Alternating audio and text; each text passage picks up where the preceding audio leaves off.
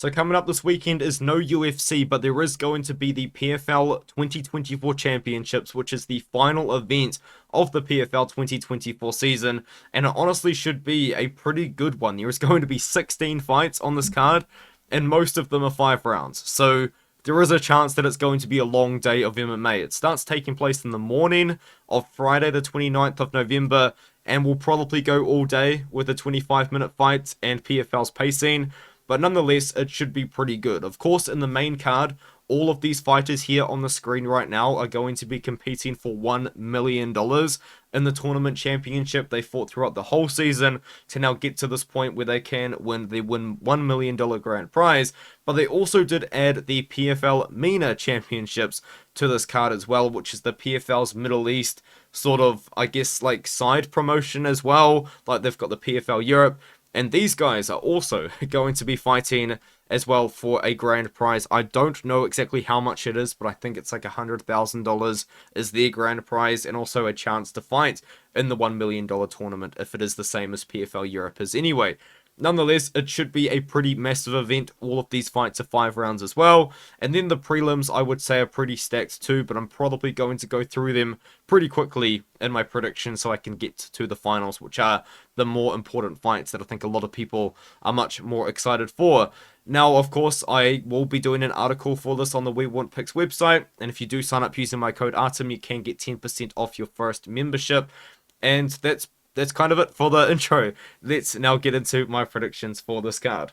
So the first prelim of the night is going to be a women's atomweight amateur bout between Hassan Al-Saif and Lilia Osmani. Since it is an amateur fight, there won't be any odds for this one, but I do think that Al-Saif will probably win this. They are really trying to push Hassan Al-Saif as the next female fighter out of Saudi Arabia, and so far she has been having a couple of good performances. But the first pro fight of the night is going to be between Costello van Steenis fighting against Joao Vitor Dantas, and Joao Vitor Dantas has not fought for 2 years now, and before that he has been fighting for Jungle Fight and one stint in the LFA, which didn't last too long. Joao Vitor Dantas is mostly a pressure forward striker. This guy has his hands very low, and in fact they are about by his waist, and he holds them in a very weird way where he just has his elbows kind of at 90 degrees with his hands just kind of in front of him, and he just comes forward and he throws bombs. He does have some grappling to him, but for the most part this guy is just trying to knock you out, and in fact all of his wins so far in his career have come by knockout, and a lot of them in the first 2 rounds. Most recently, I think he had a somewhat unimpressive performance against Carlos Alberto Bazan Rojas, where Bazan Rojas actually dropped him in that fight pretty early on into the matchup, but Dantas was able to scramble a little bit, took his back, and then was able to recover and end up getting the KO later on in the fight in the second round. But in that one, Dantas kind of looked like he was gassing out a little bit, and he started slowing down in the second round, and I don't really like seeing that all that much. And a similar story can kind of be said about his other matchups, which you can find on the Jungle Fight YouTube channel. Costello van Steenis, I will admit, is a fighter which I have had some pretty bad reads on in the past. I do remember a while ago, I actually did pick Kamil Onichuk to defeat him, and of course that didn't happen. And then after that, he did fight against Douglas Lima. He lost to Douglas Lima in a fight which I predicted him to win. And then finally, I got a correct pick on him when I did pick him to defeat Gregory Babini. But Gregory Babini is like 42 years old or something like that. I think Costello van Steenis in this matchup should just be a little bit better almost everywhere. I think he should just avoid the striking of Joao Vitor Dantas. Van Steenis is a grappler. He likes to get the fight down to the ground, and when he does have very good top control, and he does have very good submission ability. At middleweight, you don't really see guys getting submissions like he does, and he's got 8 submission wins on his record. I think in this one here, if he can just avoid the big power from Vitor Dantas, he should be able to get the fight down to the ground, and he should be able to find a submission as well. He's minus 400, which is pretty wide, but Joao hasn't fought for 2 years now, and even then I wasn't that impressed by what I saw before then. So I do like Van Steenis here, and I am going to pick Van Steenis to win by submission in the second or the third round. Now we move up to Adjouj fighting against Jose Perez. A little bit of a striker versus grappler matchup, and I feel like Adjouj has now had a couple of those now throughout his career. Adjouj is a fighter with a big-time kickboxing background. This guy was a world champion and a national champion in kickboxing before transferring over to MMA, and so far he has been able to find quite a lot of success by doing so. He is quite tall at 145, he stands at 6 foot tall, and he does fight from range pretty well, despite being somewhat low volume at times. He does have pretty good KOs, he does have a head kick KO as well in Bellator before he came over to the PFL, which was quite impressive when he did that over Jordan Barton there in 2022, and since then, he has been on a pretty good win streak over quite a few good prospects, and that win over Liam McCracken is a very good win over a very promising prospect from England. Jose Perez made his debut relatively recently against Jesse Stern. He took on a veteran grappler in his own right and was able to beat that veteran grappler, but before that was fighting for Cage Fury FC and has been finding a lot of success by doing so. He is a grappler, he does like to control with that top control and then work for submissions like that, but I do think on the feet he is going to be at a bit of a disadvantage here against Adjouj. And one thing that Adjouj does do quite well is he does like to keep fighters away from him at bay so they can't go out there and just shoot the takedowns on him, and I do think that Adjouj should be able to do that against Perez. But I do think that Perez is going to have a very significant grappling advantage here. So it could be a good test for Asael Adjouj, but so far I have been impressed by what I have seen. And Asael Adjouj is a slight favourite here at minus 180. And I do think that he is going to be able to defeat Perez. Probably not by KO. Perez is a tough guy. He has been KO'd before, but that was in like 11 seconds. It was just like a flash knockout at the start of the fight. I don't know if Adjouj is going to be able to work his way towards a finish, but I do think that Adjouj is going to win by decision. And now we have an interesting fight. Jesus Pinedo is going to be fighting against Jeremy Kennedy. Jesus Pinedo actually did win the $1 million all that time ago, 11 months ago. Not that long ago, but he did win the $1 million last year, and before that he actually defeated Brendan Loughnane to make it happen. Now he fights against Jeremy Kennedy. Kennedy is a veteran. This is a guy that has been around Bellator for a very long time and now is going to be transferring over to the PFL because the PFL has taken over Bellator. But Jeremy Kennedy has that massive win over Aaron Pico there.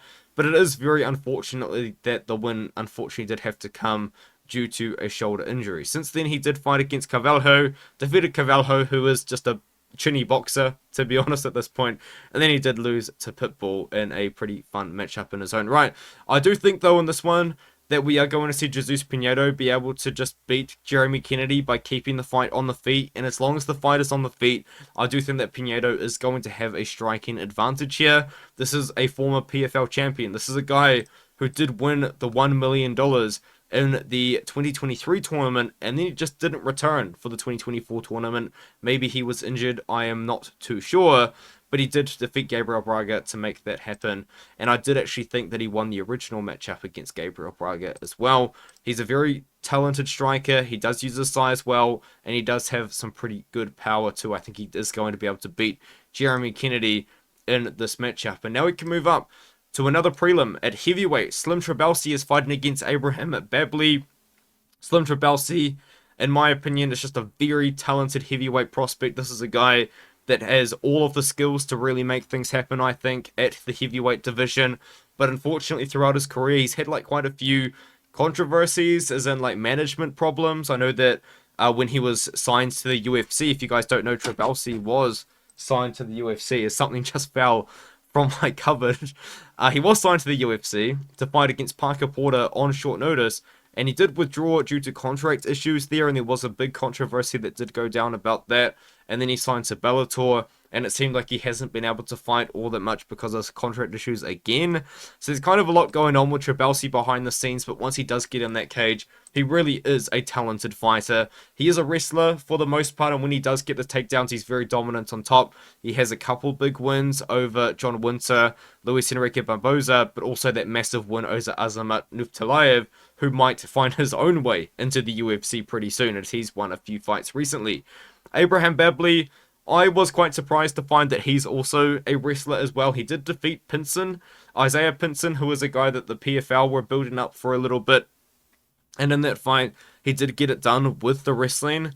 Babli is a smaller heavyweight. He does stand at 5'10", but he doesn't really look that undersized necessarily. So it will be interesting to see how he looks in there against Slim Trabelsi.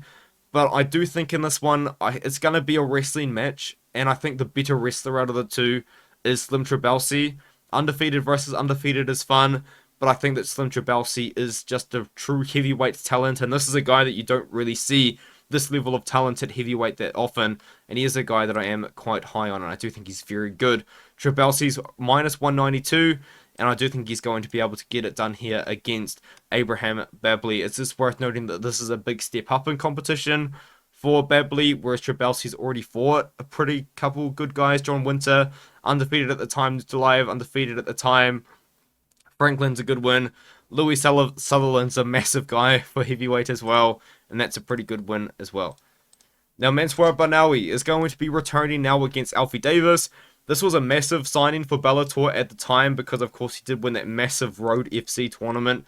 And if I'm not mistaken, I also think there was a $1 million tournament as well. I think it was a lot of fighters were involved in this Road FC tournament. I could be incorrect about the amount of money that he won, but he won a lot of money by winning this tournament here, defeating Asael Kwan in the finals. And then he signed to Bellator, won against Adam Piccolotti in a grappling fight where he submitted him pretty big. And then he lost a couple of fights, and we've kind of lost a little bit of hype on him now, which is a shame. But if you do look into it, the ways that he lost is pretty odd, because JJ Wilson actually outgrappled him in that loss. And that was a little bit of an odd loss to see from Barnaoui, who is just a really talented grappler. This guy's a lights-out wicked grappler at 155 pounds. But JJ Wilson outgrappled him, and that was weird. And Brent Primus outgrappled him, and that was also weird. He did get a big win recently, though, against Yusuke Yachi, but it was a step down in competition and a first-round submission. He's fighting now against a striker in Alfie Davis, and it is just going to be a grappler versus striker matchup. Davis is now on a pretty good win streak. Davis has also defeated a couple of decent wrestlers in his time. You know, Tabelt Gucci can go for takedowns every now and then. Alon Cruz can go for takedowns every now and then. But I do think once the fight does get down to the ground, I think Barnaoui is going to have a very significant grappling advantage. And I do think that Barnaoui is going to get a submission win in this matchup against Alfie Davis. And now we can move on to the PFL MENA finals. So these are the finals of the PFL's Middle East promotion, and these are also all going to be 5 rounds. So we've got Abdalrahman Alhysat fighting against Abdullah Al-Qahtani. And what's interesting about this fight is this is a rematch from not even that long ago, where only 2 months ago we did see Abdalrahman Alhysat managed to pull off what, in my opinion, was a pretty big upset against Abdullah Al-Qahtani. And in that first fight, I picked Abdullah Al-Qahtani to win by knockout. And my goodness, was I proven wrong. Abdalrahman Alhysat looked better everywhere. Al-Qahtani was not reacting well to the shots that Alhysat was landing against him at all very well.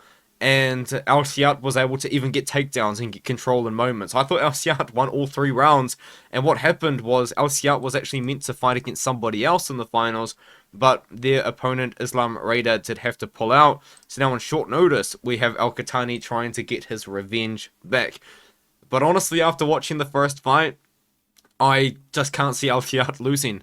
I just cannot really believe the performance that he put on the first time, but if you really watch it, every time Alhysat was throwing, Al-Qahtani was just hiding, like he was just shelling up and hiding backwards, and he just didn't want to throw counters at all, and just so many bad body language movements that I was seeing from that matchup. He didn't deal well with the pressure that Alhysat was throwing at all either, and even then, as I said, Alhysat was able to win everywhere. He even got takedowns on Al-Qahtani, so my opinion on this fight has really shifted, because I think that now on short notice, Al-Qahtani coming in for a 5-round fight where Alhysat has been preparing. Alhysat already defeated Abdullah Al-Qahtani. I think that's going to be a big deal. And now being 5 rounds, of course, as I did just mention, Al-Qahtani is now going to have to try and last 5 rounds against Alhysat. And one thing about Alhysat, he is just so much faster than Al-Qahtani. He really does have a very significant speed advantage. He throws more volume. He throws more often. He pressures forward. I just like kind of almost everything about Alhysat in this fight. I think that he's a very impressive prospect out of Jordan to keep your eye out for. And I do think that he can defeat Abdullah Al-Qahtani here. What I was originally so high on about Abdullah Al-Qahtani when I was trying to pick him was I thought that him was able to get the pressure going, him was able to land the big shots. That wasn't the case in the first fight, and honestly, I think that we're just going to see a repeat of what happened the first time. So I am going to pick Abdalrahman Al-Hysat here.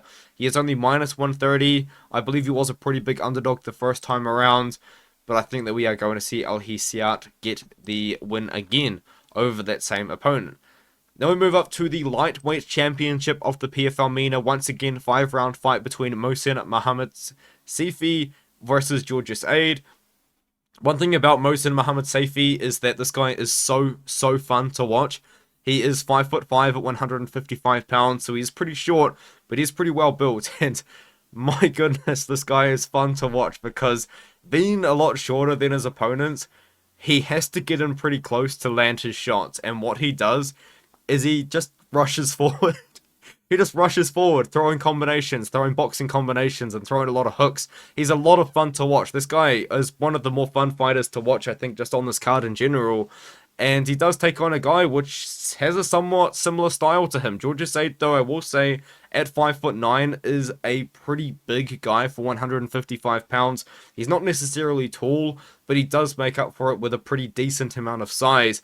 And he does have pretty good KO power. He actually got a couple of KOs in the... He only got one KO, sorry, in the PFL MENA tournament, but he did get a KO beforehand against Omar Riguigui. And Omar Riguigui is kind of an odd case because he was 4-0 against guys that weren't very high competition, but he was getting a lot of cancelled fights, and Aid took the fight and ended up knocking him out. But Mohsen Mohammadseifi has been able to find a pretty decent amount of success against some pretty good competition, I would say, so far. He defeated Josh Togo, who is a pretty tricky boxer who was representing Lebanon, but he does, I believe, live and train in Australia. Togo is a pretty fun fighter to watch, but Mohsen was able to close the distance and knock him out. And against Sahil Tahiri, that was a 3-round fight. It went all the way. And in that fight, we're able to see him mix up that close-range boxing that he does have as well, with a couple of takedowns just every now and then. In this matchup, I'm going to go with Mohammadseifi to win the fight. I do think that he can defeat Georges Aid here. He's just a lot of fun, man. Like, this isn't a fight that I would bet on at all because, as I said, Aid is a pretty big guy and he does like to move forward. But I think that we are going to see Mohammadseifi be able to go out there and win the matchup. One thing I am just a little bit worried about is the cardio, because he does come out with a pretty high amount of volume. But I think that he should be able to get it done. I'm not necessarily sure if he can get a KO, but 5 rounds is a lot of time to get a finish, isn't it? I'm going to pick him to win, though. I'm not too sure necessarily about what I'm going to do with that prop, though. And it doesn't look like there are any odds out for this fight, but I think that just looking at Tapology odds, maybe Mohammadseifi will be a slight favourite here. And now we move up to the bantamweight finals here. Ali Taleb fights against Rachid Haz, and I'm very confident in Ali Taleb here to get the knockout. Ali Taleb is a guy that has a lot of power on the feet. He is a bit of a brawler. He's a boxer for the most part, but he's not necessarily the most technical guy. But when he lands pretty hard. He can be out-wrestled, which is definitely something to bring up here because he is taking on a wrestler in Rachid Haz. But I think on the feet, the striking differential is going to be quite significant. One thing about Ali Taleb is this guy does love to come forward. This guy does love to throw down. He likes to land some big shots, and he does have a very, very big win on his record against Vinicius Oliveira, who is a guy that is now going on into the UFC and finding a lot of success. Vinicius Oliveira just beat up Ricky Simone for 3 rounds, you know, and also knocked out Bernardo Sapai in his debut. So I think that that's a good win. And in that fight, he does take a bit of damage, but Ali Taleb ended up knocking him out pretty clean with a counter left hook. And we've been able to see that happen so far in the PFL. He did it in PFL Europe, where he got wrestled by Crooked Kakarov, but then after that, he'd come back, he'd come to the PFL MENA, and he knocked out Jalal Al-Daeja in his most recent matchup. I think against Rachid Haz, he can knock him out.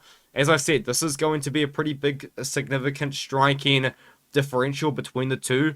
Rachid Haz is a guy that wants to get the takedowns, he wants to get that top control, but on the feet, this guy just stands straight upwards with his hands kind of tucked by his side, and he just doesn't look that comfortable striking. He's got a very odd striking style. He's got a striking style that makes him pretty hittable, and I think against the guy who is going to be constantly moving forward, trying to take your head off, Ali Taleb, I think, can go out there and find a lot of success on the feet, and I do think Ali Taleb is eventually going to work his way into a knockout win here.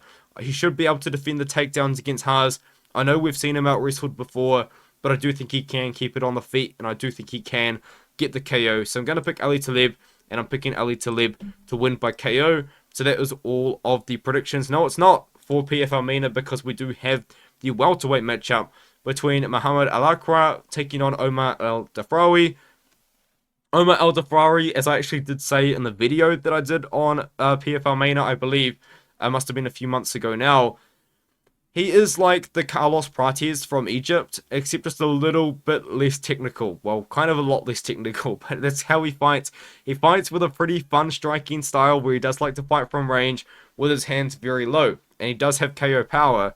He did knock out Joao Hussein Al-Salawi, who is a very good fighter, but just was born with no chin. Poor Hussein Al-Salawi has been KO'd so many times now, and Dafrawy did add to that. But Dafrawy, he wants this fight on the feet. He likes to fight from range. He likes to hold his hands very low, but he's going to be taking on a wrestler here in Mohammed Alaqraa. Mohammed Alaqraa here is a wrestler. He likes to close the distance, and he likes to get in top control.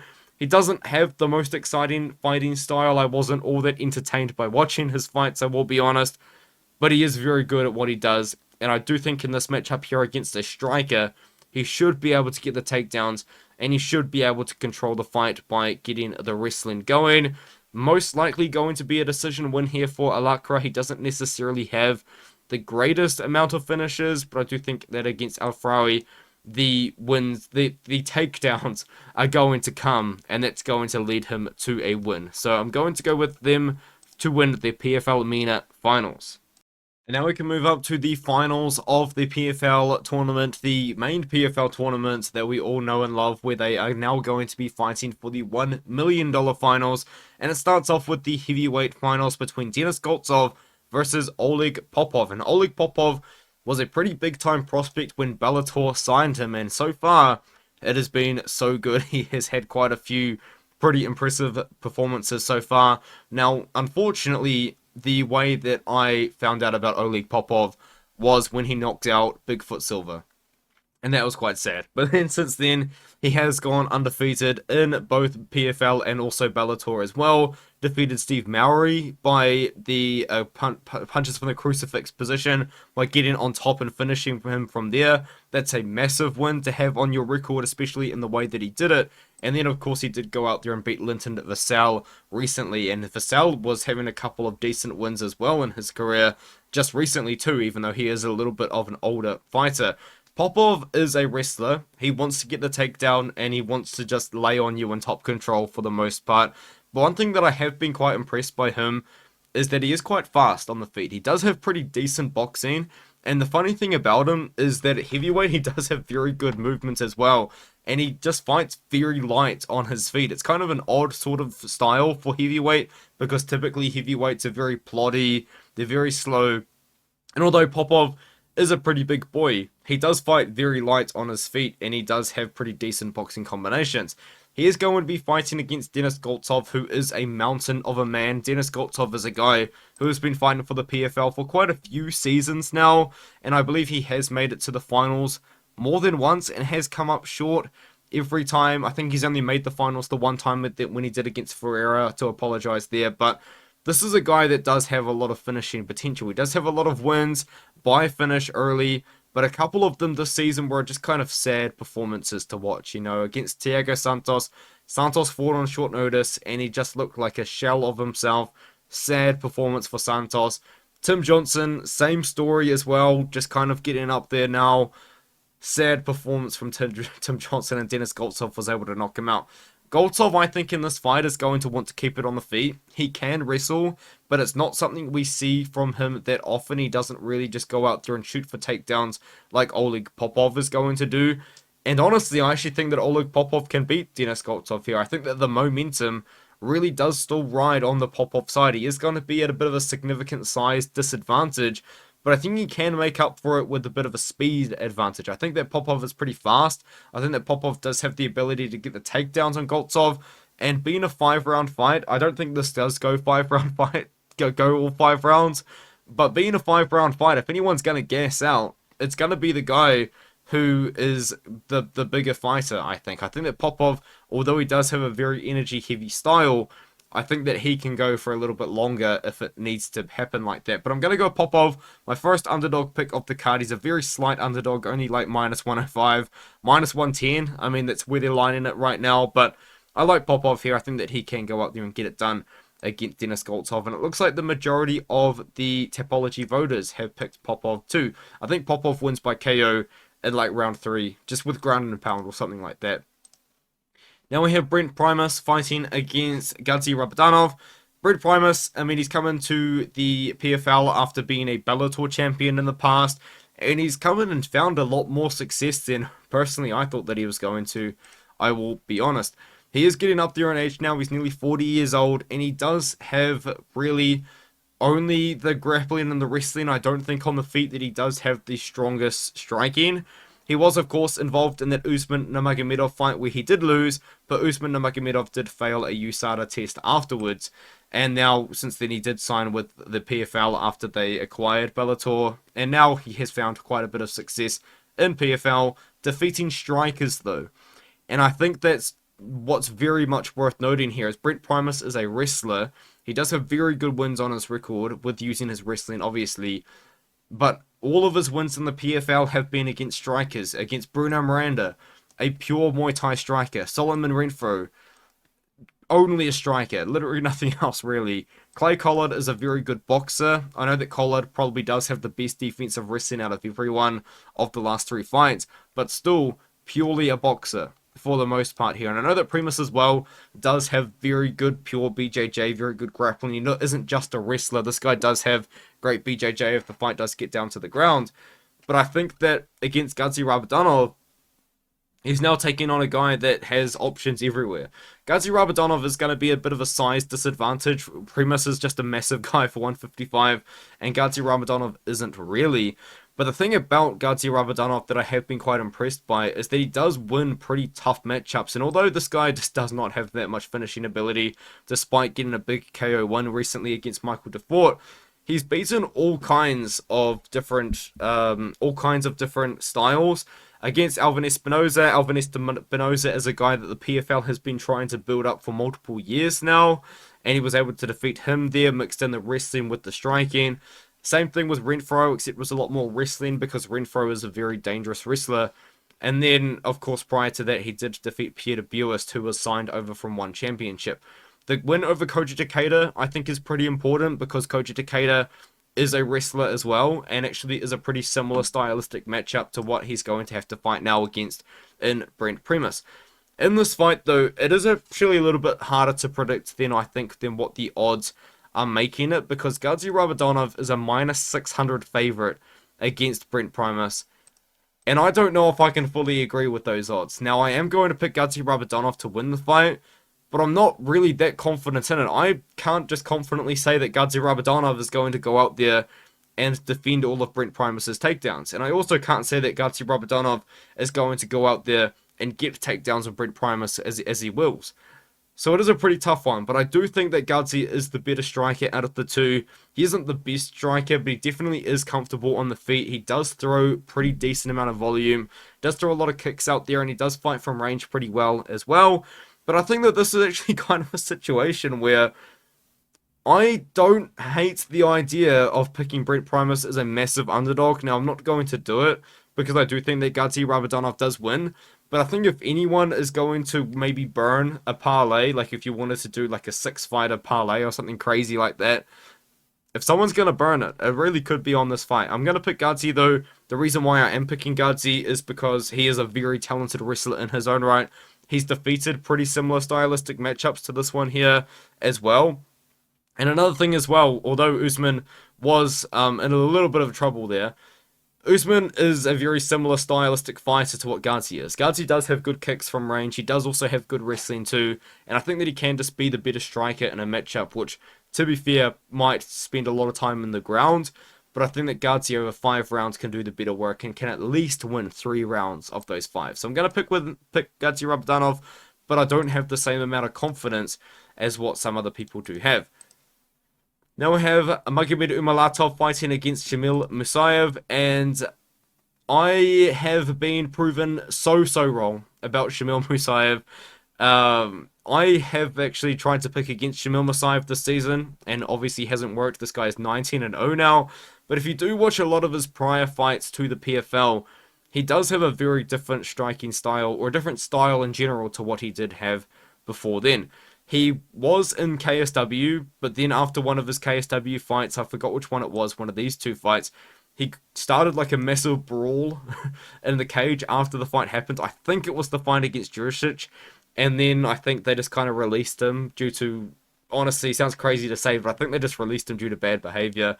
But the way that this guy used to fight is he used to just be all action. He used to just have no control whatsoever. He was just coming forward. He was throwing just random strikes in combination with his chin up in the air, coming forward and just throwing down. And he was getting a lot of finishes by doing it. But I thought now that he was going to take up that step up in competition, maybe then he was going to get slowed down. And it didn't happen. It didn't happen at all. In fact, if anything, he looked much improved. He's looked a lot more patient in the PFL, which is what I've been very impressed by so far. Like against Logan Storley and the first Murad Ramazanov fight, this guy, he just fights with a very patient style. He knows he's the better striker, but he just doesn't go out there trying to find the finish at all times like he did before signing to the PFL. And now he's a lot more composed. He uses his technique a lot better. He uses his moments of aggression a lot less often, which is a good thing for the most part. And so far, he has defeated multiple nightmare matchups for him in the PFL. Logan Storley, a nightmare matchup for him. A pure wrestler with a very big-time wrestling background is not a good matchup for Shamil Musayev, who does want to strike, although he can grapple as well. Murad Ramazanov, a former one championship fighter. I believe he might have even been a champion at one point there. He wasn't. I like to spread misinformation, I guess, but he does have good win. I mean, Sebastian Kardastam did knock out Roberto Soldic. So that's a pretty good win. And speaking of Roberto Soldic, there he is. But Murad Ramazanov was also a pretty nightmare matchup for him. A guy that wants to come forward, the guy that wants to get takedowns, and a massive guy for the division. And Musayev was able to knock him out. And then he was able to beat him in the rematch pretty soundly by decision. He fights against Magomedov Malatov, and Magomedov Malatov is a very similar stylistic fighter to what Murad Ramazanov is. But he wasn't always like that. Magomedov Malatov recently has just started to implement a lot of wrestling into his game that he didn't typically implement so much before. If you do watch his older fights for the PFL, because he has been signed to the promotion for a pretty long time now, he was just a striker. He genuinely was a striker. He used to just like to be on the feet, and he looked like he had a pretty good technical striking. And then when he fought against Naib Lopez, just kind of out of nowhere, he started to implement a lot of offensive wrestling. And against Naib Lopez, he did manage to out-wrestle him there. A lot of the time, he had to pull out of fights due to injuries, but now we're finally going to see him in the finals. And in multiple fights so far, he has been able to showcase his wrestling pretty well. He was able to out-wrestle Andrei Koroshkov, who was just a very dynamic striker that come over from Bellator himself. Against Brennan Ward, he just took him down, choked him out. Pretty easy work for him. Brennan Ward, once again, a fighter that come over from Bellator. And the same thing with Naaman Gracie, was able to beat Naaman Gracie by decision. I did think he was going to knock out Naaman there, but Naaman is a pretty tricky fighter kind of for anyone. But I do think that in this matchup, it is a similar stylistic matchup to what we have seen Musayev win before. And I do think that we're going to see Shamil Musayev go out there and win the $1 million. This guy is the real deal. I will say, I wasn't sold on him originally. I really wasn't. But now, the more that I see from Shamil Musayev, the more that I realize fighters can improve. They can. And Shamil Musayev has greatly improved. This guy has really kind of even changed his entire fighting style. He doesn't fight the same way he did 2 years ago at all. And I think that's for the best. I think against Magomedov Malatov, although Umalatov is a pretty good striker himself, he has been wrestling a lot recently. And honestly, I think he's actually looked a little bit worse for it. And I think that Shamil Musayev can defend the takedowns if he needs to, can reverse the takedowns if he needs to. And I think that someone's getting knocked out here, and I think it is going to be Umalatov. Now, I think that there is a real chance, obviously, for Umalatov to win. He's 17-0 against good competition in his own right. Fought for the PFL since 2021, and he's still undefeated. But I do think that Shamil Musayev goes out there, and I think that Shamil Musayev is going to get the knockout over Magomed Umalatov in this fight here. And I think he's going to get it done probably in the first 3 rounds. I know I just talked about how Shamil has now started fighting a lot more patiently. I think in a 5-round fight, this guy probably doesn't want to go 5 rounds. I think he's just going to try and get the finish pretty early on. Shamil Musayev is minus 200. You might be able to get a pretty good price later on in the week on Umalatov if you do like him as the underdog. And an underdog that some people are going to be looking at this weekend is Dovletchan Yagshimuradov, as he does fight Impa Kasanganay here, who is the defending champion at 205 pounds for the 2023 championship, now trying to win it again in 2024. Impa Kasanganay, as you guys may or may not know, actually did at one point fight in the UFC at 170 pounds. And he actually didn't have necessarily too bad of a career. He was released, in my opinion, a little bit too early. But in hindsight, for Impa himself, it has actually worked out very, very well, as he did win the $1 million last year and is now finding success in 205 pounds, and even gave Johnny Eblen a pretty good fight at 185 pounds. So yes, he fought at 170, he fought Jared Gooden at 185, and then he fought at 205 pounds in the PFL's Dana White's Contender Series, I guess you could call it, the Challenger Series, and then won it all last year. So far, it's looked pretty good as well. He's 3-0 in the season, and he's taken on good competition. He beat Josh Silveira, who he defeated to win the entire championship in 2023, and he also defeated a couple of guys that just have pretty tough styles in different ways. Jacob Nero is a guy that is a pressure forward striker that does have some massive power for the weight class, and Alex Polizzi is a wrestler that will just shoot for takedowns over and over and over and over again.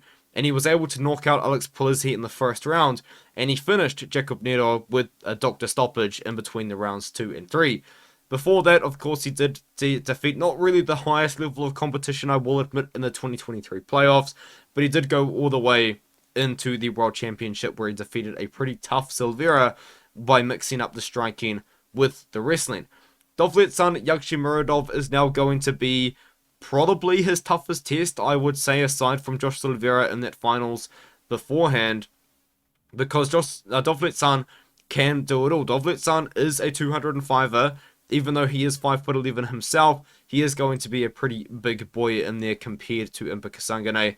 He is, for the most part, a guy that does want to come forward and box, but he does shoot for takedowns pretty regularly as well. So kind of think of him as a boxer-wrestler sort of fighter. He does like to move forward all the time, and when he does move forward, he is throwing punches. He likes to close the distance, and he does like to box, but he doesn't really have the best technique, I don't think. But it doesn't really matter too much, because he does have a lot of power behind those shots. He doesn't mind clinching up against the cage. He doesn't mind putting his opponents there.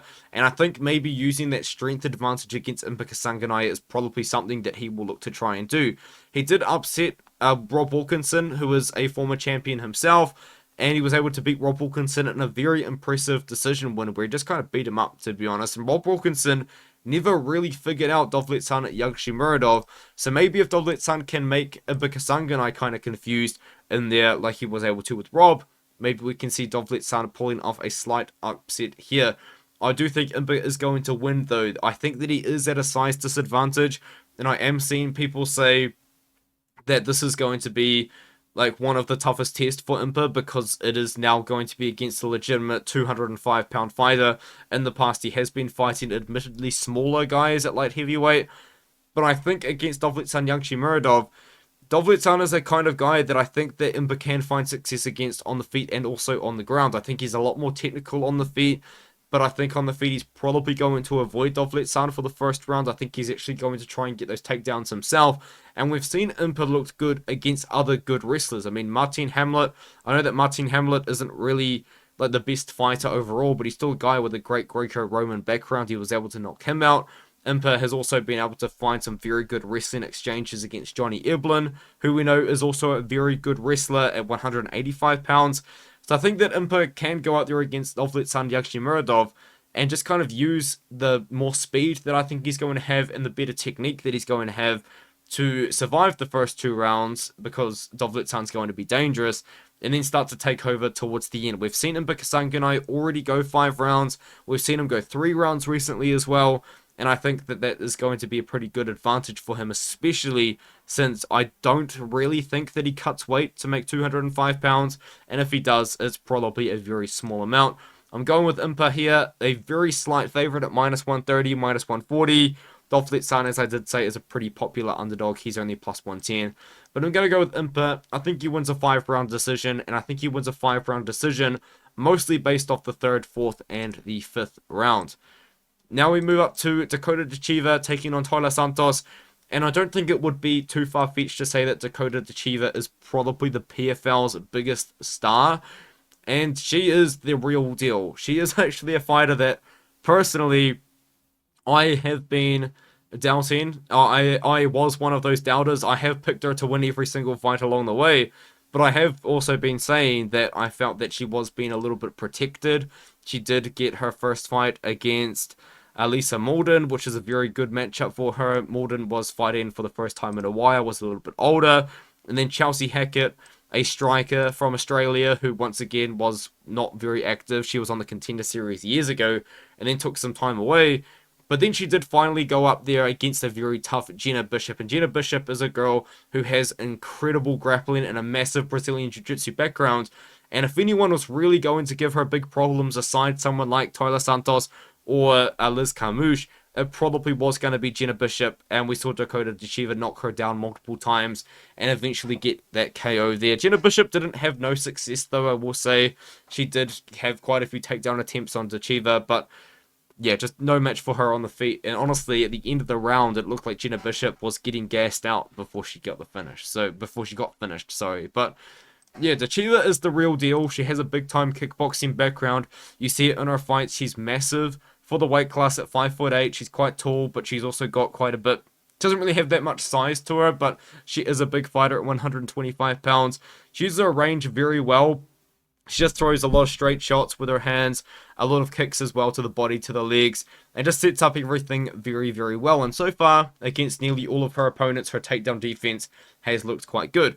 One thing that I think that she is going to have an advantage over here against Tyler Santos is actually a speed advantage. Now, Tyler Santos used to be a fighter which I think a lot of people considered to be a pretty quick fighter at 125 pounds. But I think that she started to slow down quite a bit. And there's a lot of things that have gone on with Tyler Santos that have kind of led to her being released from the UFC as a ranked fighter and now fighting for the PFL. Now, she fought Shevchenko. And then I believe in between the Shevchenko and Blanchfield camp, she had like a falling out with her gym. And now she just trains in her garage with her husband or something like that. So that was kind of odd. And then I think that there was some like visa issues or something along those lines, which led to her getting released from the UFC. But there was a reason towards it anyway, which did make some sense at the time. But yeah, Tyler Santos in the PFL has looked good. Got a quick submission over the former Bellator fighter Joao. Beat Jenna Bishop, who I was just talking about before, by a split decision. And then beat the former Bellator champion, who was on a massive run at the time, Liz Carmouche, because Liz Carmouche was on a huge win streak and actually was able to win the title at 125 pounds at Bellator, and then also had a win streak going in PFL herself.